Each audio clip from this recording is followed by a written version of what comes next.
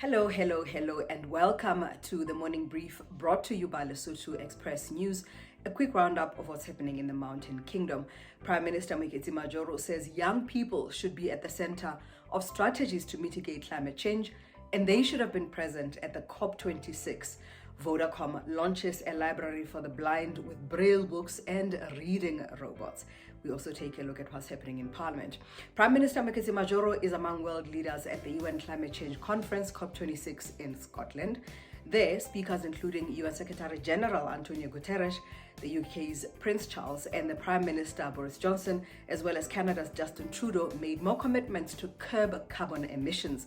But Lesotho Prime Minister Mwekezi Majoro says it is young people who should be talking about climate change. The future of the planet, which we are discussing at the occasion of this COP26, belongs to young people. They will inherit the climate of the future for which our decisions today will determine. It is not important. Is it not important that they are in the room?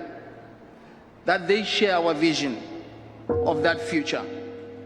That they are equipped with the capacity to adapt and mitigate global warming?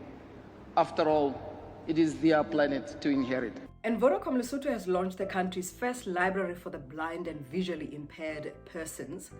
Through its charitable arm, the Vodacom Lesotho Foundation, the mobile company announced the official opening of the Vodacom Insight Center, housed at the State Library in Maseru. The center has a world-leading Braille translator that supports more than 170 languages in Braille, a high-volume production Braille printer, a self-contained motion-activated reading device that instantly reads from a book or printed material, and a rechargeable digital talking book reader which enables visually impaired people or those with printing disabilities to read digital documents on memory cards or memory sticks.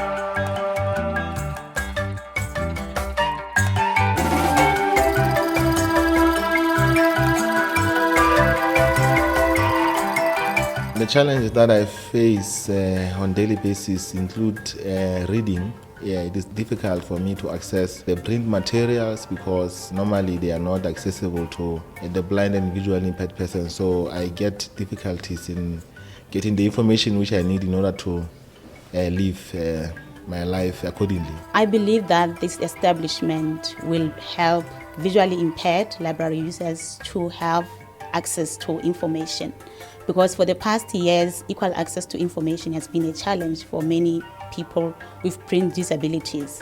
And the software and equipment installed in this establishment will help bridge the digital divide between the visually impaired people and the non-disabled. Yes, technology actually is very essential and important to my life as a visually impaired person.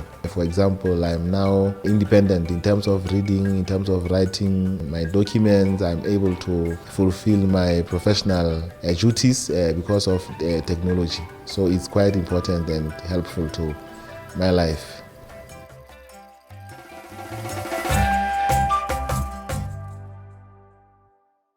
And finally today, did you know that the Ministry of Finance wants to impose a levy on alcohol and tobacco?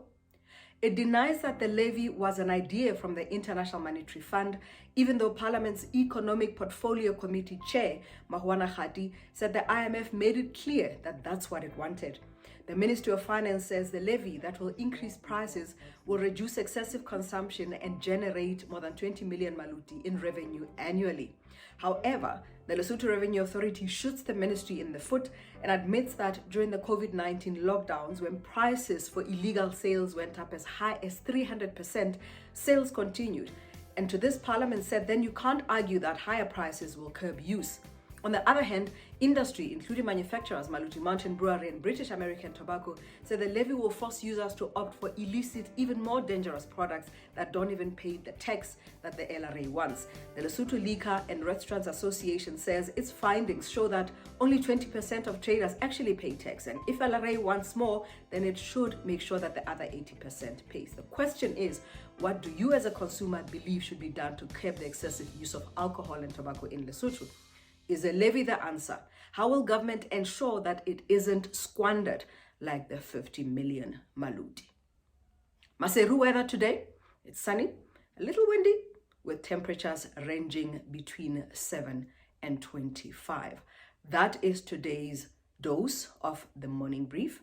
Remember, subscribe to this channel to get notifications when we post new updates, but also visit our website www.lesothoexpress.com to get the latest updates. I'm Takwana Ngadani. Have a good day.